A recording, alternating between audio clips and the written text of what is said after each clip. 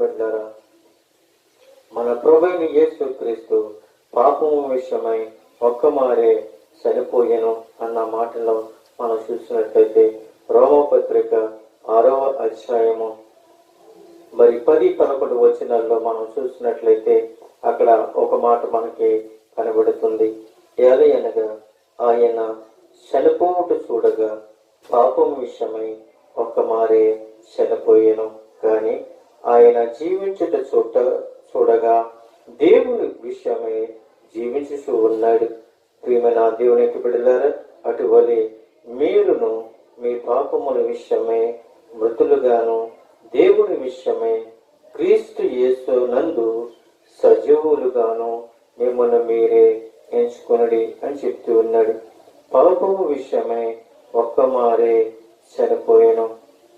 ఎందుకనంటే ఆయన చనిపోవుట చూడగా, ఎవరు చనిపోవటం చూడగా అనంటే ప్రభువైన యేసు క్రీస్తు చనిపోవుట చూడగా.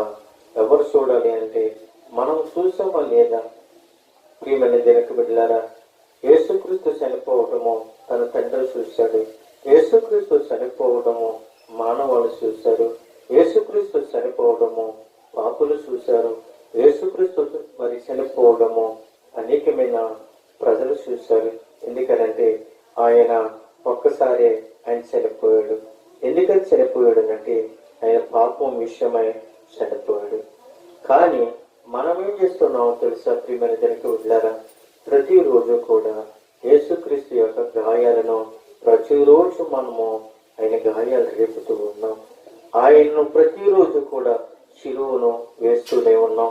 ఎందుకనంటే మనం పాపం అనే మన లోకంలో ఉన్నాం కనుక మాట ద్వారాగా ఆయన శిలువ వేస్తున్నాం, ఆలోచన ద్వారాగా ఆయన శిలువ వేస్తున్నాం, నడవడిక ద్వారాగా ఆయన శిలువ వేస్తున్నాం, మన పడకల ద్వారాగా ఆయన శిలువ వేస్తున్నాం, మన మాట ద్వారాగా ఆయన శిలువ వేస్తూ ఉన్నాం. ప్రతి విషయంలో కూడా క్రీస్తు యేసును మనం ఏం చేస్తున్నామో తెలుసా? ఆయనను మనం ప్రతిరోజు గాయాలను రేపుతూనే ఉన్నాము. ఆయన గాయములోంచి ప్రతిరోజు కూడా రక్తము కారుతూనే ఉంది. ఎందుకనంటే యేసుక్రీస్తు పాపుల కొరకు ఒక్కసారే చనిపోయాడు.